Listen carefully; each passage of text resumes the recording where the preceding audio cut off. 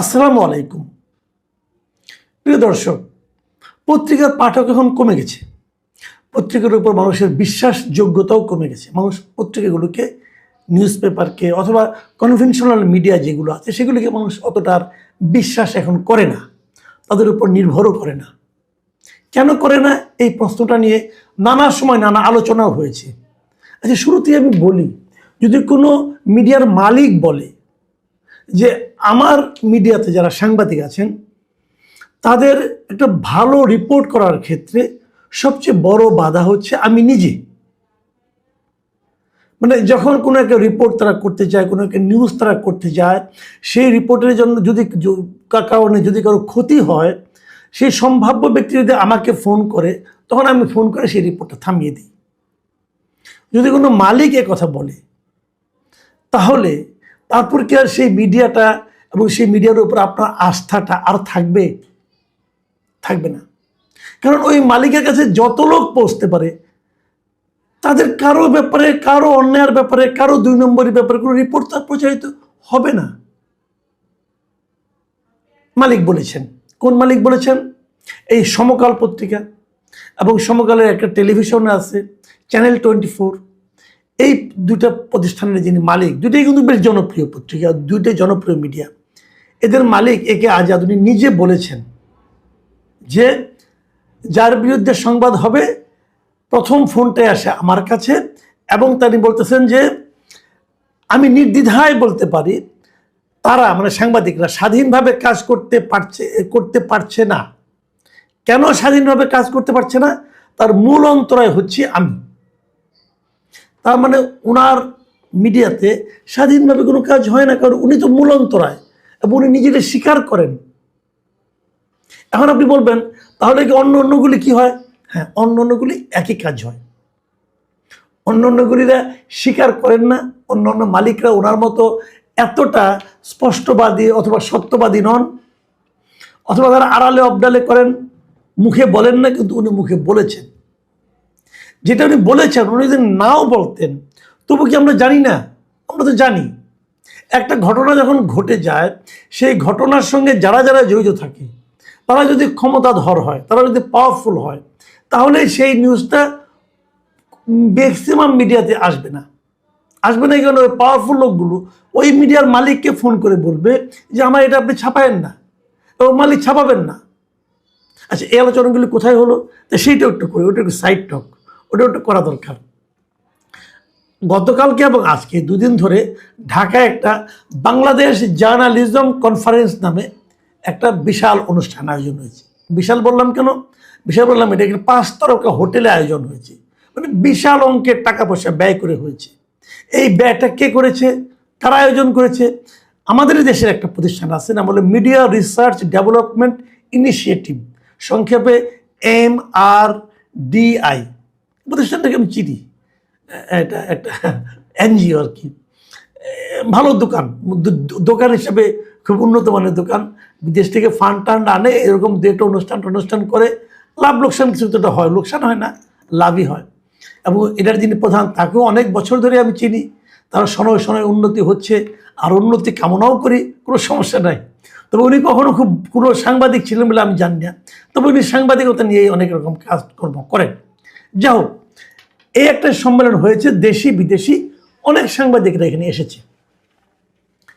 এবং এটা শুরু হওয়ার পর থেকে আমি দেখেছি এর মধ্যে আমাদের দেশের অনেক প্রথিতযশা সাংবাদিকরা এই অনুষ্ঠানে কোনো আমন্ত্রণ পান নাই। খুব স্বাভাবিক, ওনারা তো সবাইকে আমন্ত্রণ করতে পারবেন না রে ভাই। ওনাদের মোট অংশ নিচ্ছে 550 জন। তার মধ্যে বিদেশেরও বেশ কয়েকজন আছে। বিভিন্ন দেশ থেকে সাংবাদিকরা ওনারা দাওয়াত করে নিয়ে আসছেন, তারা এখানে আসছে। এবং দেশের সবাইকে তো তারা দাওয়াত করতে পারবে না। তারপরে ওনাদের আবার কিছু কোটাও আছে, যেমন প্রথম আলো, ডেইলি স্টার, এগুলো হলো ওনাদের বাধা খদ্দের আর কি। আগে এদেরকে নেবে, অথবা এদের এখানে যারা কাজ করতো আগে অন্য কোথাও চলে গেছে তাদেরকে নেবে। তারপরে যদি কিছু থাকে তাহলে তো অন্যদেরকে ডাকবে, তাই না? যারা আফসোস করেছেন তাদেরকে বলবো ভাই দুঃখ করেন না, এটা হলো একটা অভিজাত শ্রেণীর সম্মেলন হয়েছে, মানে অভিজাত সাংবাদিকদের সম্মেলন। ঠিক আছে, এখানে আপনারা হলো আম সাংবাদিক, এটা আপনারা পাবেন না দাওয়াতে, খুবই স্বাভাবিক। যাই হোক, সেটা সাইড টক, ওটা নিয়ে আলোচনা না করি। একটা সম্মেলন হয়েছে ভালো, এটা নিয়ে আমার কোনো আমি বরং খুশি যে বিদেশে কীভাবে সাংবাদিকতা হয়, আমাদের এখানে কীভাবে হয়, এটা নিয়ে মত বিনিময় হয়েছে, খুব ভালো হয়েছে। কিন্তু এখানে আমি অন্য কোনো আলোচনা যাচ্ছি না, আমি এখানে কেবল আজকে দ্বিতীয় দিন এবং শেষ দিনে আজকে ওই সমকাল এবং চ্যানেল 24-এর মালিক একে আজাদ উনি যে কথাটা বলেছেন সেই কথাটা নিয়ে আসলে আমার আলোচনাটা, যেটা দিয়ে আমি শুরু করেছিলাম। মানে উনি বলতে চাচ্ছেন আমাদের এখানে যে স্বাধীন সাংবাদিকতা হচ্ছে না, আমাদের এখানে যে বস্তুনিষ্ঠ সাংবাদিকতা হচ্ছে না, তার মূল কারণ হলো মালিক। এ হলো ওনার বক্তব্য, এবং ওনার বক্তব্যের সঙ্গে আমি শতকরা 100% একমত। এই জিনিসটাই আমি বলতে চাচ্ছি যে ওনারা পারেন না, চাপ সহ্য করতে পারেন না, কারণ ওনাদের আরও অনেক ব্যবসা থাকে। এই কাজে আসলে নিজেও বলেছেন, উনি বলেছেন যে আমার আরও অনেক ব্যবসা প্রতিষ্ঠান আছে, সেখানে সব মিলে ৭৫,০০০ কর্মকর্তা কর্মচারী সেখানে কাজ করে।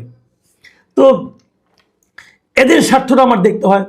তো যদি বাইরে থেকে চাপ আসে, যদি সেই চাপ সরকার দেয়, তো সরকার তার অন্য ব্যবসা প্রতিষ্ঠানগুলিকে বসিয়ে দেবে, তো ওনার তো বিরাট লস হয়ে যাবে। কাজেই উনি এই চাপটা নিতে পারেন না এবং উনি ওই নিউজটাকে থামিয়ে দেন। তার মানে হলো মালিক নিজেই একটা সংবাদকে, একটা প্রকৃত রিপোর্টকে গলা টিপে হত্যা করেন। কেন করেন? এই করাটা কি ঠিক? ঠিক না। তারপরে গলা টিপে হত্যা করার পর যে মৃত সন্তানগুলিকে নিয়ে সংবাদটা প্রকাশিত হয়, ওটা কি আসলে সংবাদ? ওটা সংবাদ না। তা আপনি তো এইভাবে মানে মানুষকে প্রতারিত করতেছেন। কেন করেন ভাই? আপনার ৭৫,০০০ কর্মকর্তা কর্মচারী আছে বিভিন্ন ব্যবসা প্রতিষ্ঠানে, ওগুলোই করেন। আপনাকে মিডিয়াতে আসতে হবে কেন? যে মিডিয়াটাকে আপনি মিডিয়া বানাতে পারবেন না, যেখানে আপনি প্রতিদিন প্রতিদিন কিছু বিকলাঙ্গ সন্তান উৎপাদন করবেন, সেই কাজে আপনি যান কেন? আমি আজাদ সাহেবকে প্রশ্নটা করছি, ভাই এই কাজটা আপনি করেন না। এটা করার মধ্যে জানেন কি হচ্ছে? আপনি সাংবাদিকতাকে প্রতিনিয়ত ধর্ষণ করতেছেন।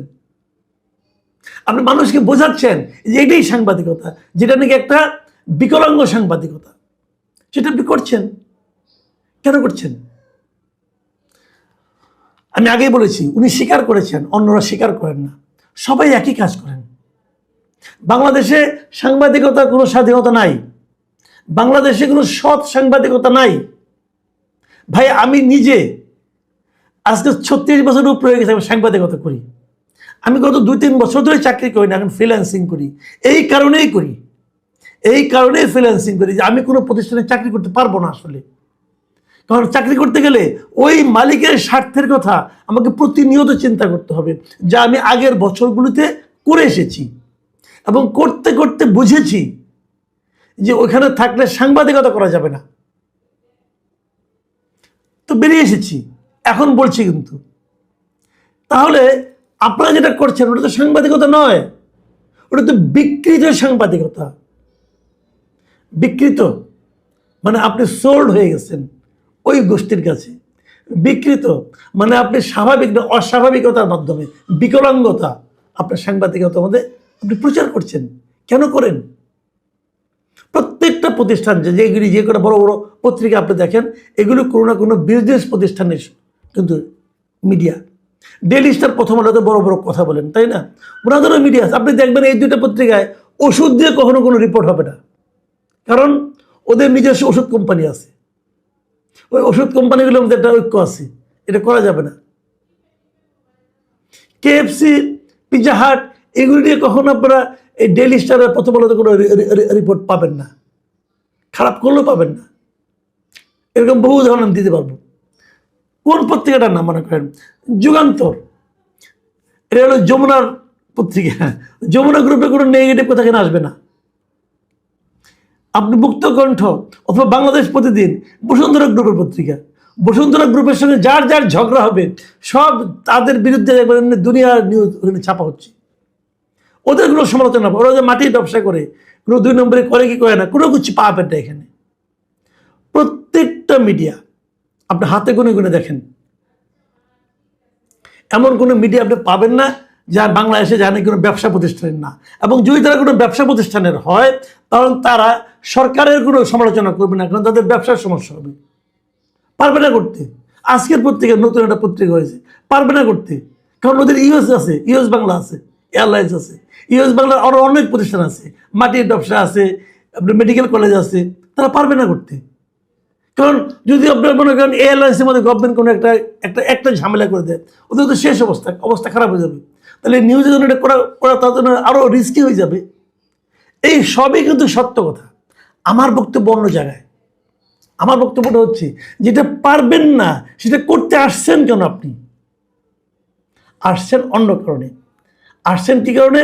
যে সরকারের অনুগত থাকবেন, পাশাপাশি সরকারের দালালি করবেন, দালালি করে আরও ব্যবসায়িক সুযোগ সুবিধা নেওয়ার কথা বলবেন।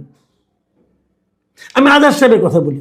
উনি হাসিনার যেরকম চামচামি করেছেন শেষ দিকে এসে, ওনার যদি মিডিয়াটা না থাকতো উনি একদিন ধুলায় উড়ে যেতেন।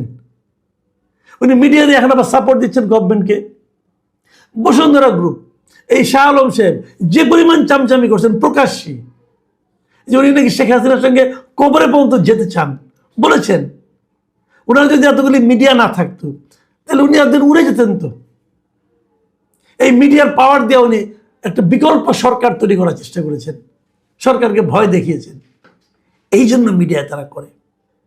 তো এইগুলো আপনি করছেন, আপনার সরকারের সঙ্গে আপনার সুসম্পর্ক থাকবে, কিন্তু আপনার পাঠক, আপনার দর্শক, তারা কি ভাবছে? তারা কিন্তু আপনাদেরকে গ্রহণ করছে না।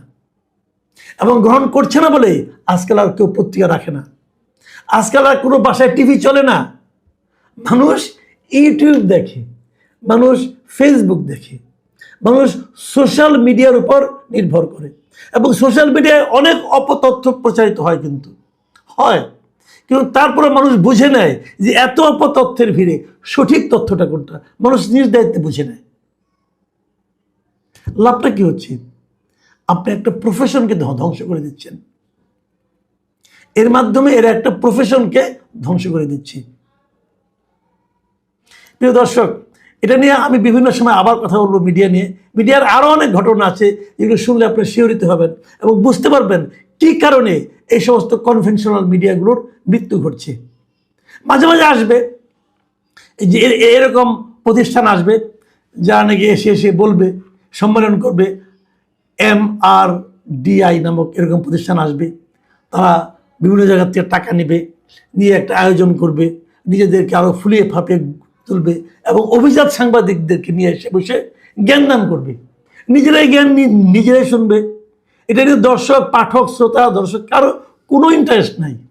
এবং সত্যি কথা বলতে, যেটা বটম লাইন বলি, এরা যেটা করতেছে এটা বাংলাদেশের প্রকৃত সাংবাদিকতার চেহারা নয়। এরা একটা অভিজাত শ্রেণীর সাংবাদিকতা নিয়ে আলোচনা করছে। বাংলাদেশে যে হাজার হাজার গ্রামে যে সাংবাদিক আছেন, যারা প্রকৃত সংবাদটাকে ওখান থেকে নিয়ে আসেন, তাদের প্রতিনিধিত্ব এরা করে না। প্রিয় দর্শক, এখানে পর্যন্তই।